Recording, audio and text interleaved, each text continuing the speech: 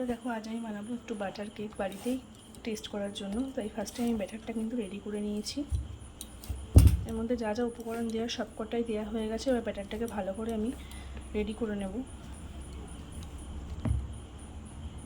আমি বাটারটা কিন্তু দুধের সাথে মিক্সড করে নিয়েছি। এটা কিন্তু নর্মাল আমরা যে বাটার খাই আমুলের বাটার সেরকম নয়, কেকের জন্য আলাদা এক ধরনের বাটার পাওয়া যায়, এটা সেই বাটারই। এবার এটা দুধের সাথে আমি ভালোভাবে মিক্সড করে কেক ব্যাটারের মধ্যে ঢেলে দেবো।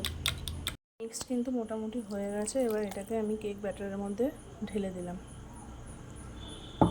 ঢেলে দিয়ে এটাকে কিন্তু তোমার ভালো করে বেশ কিছুক্ষণ মিক্সড করতে হবে, যতক্ষণ না ব্যাটারটা একটা সুন্দরভাবে থিকনেস আসছে।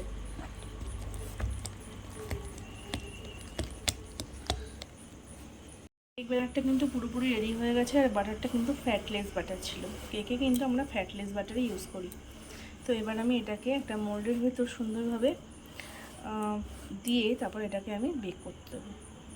আমি কেক ব্যাটারটাকে ঢেলে দেবো।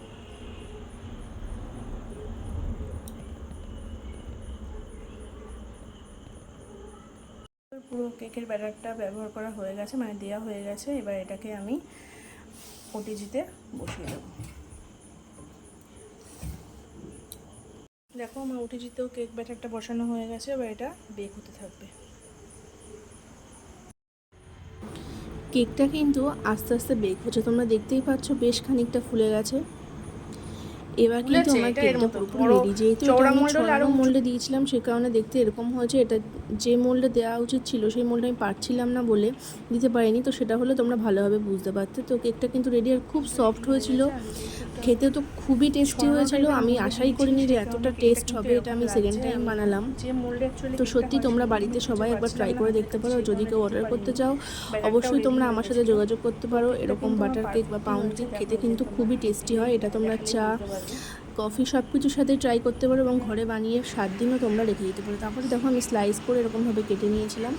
তোমরা দেখতেই পাচ্ছ কতটা সফট হয়েছে। এরকম সুন্দর সুন্দর কেক খেতে চাইলে অবশ্যই কিন্তু আমার সঙ্গে যোগাযোগ করতে পারো। আর ভিডিওটা ভালো লাগলে অবশ্যই আমার পেজটা ফলো করে দিও, পাশে থেকে একটা লাইক কমেন্ট শেয়ার করো। তো চলো আজকের মতো টাটা। এরকম আরও রেসিপি দেখতে চাইলে অবশ্যই আমাকে জানিও কমেন্টে। বাই।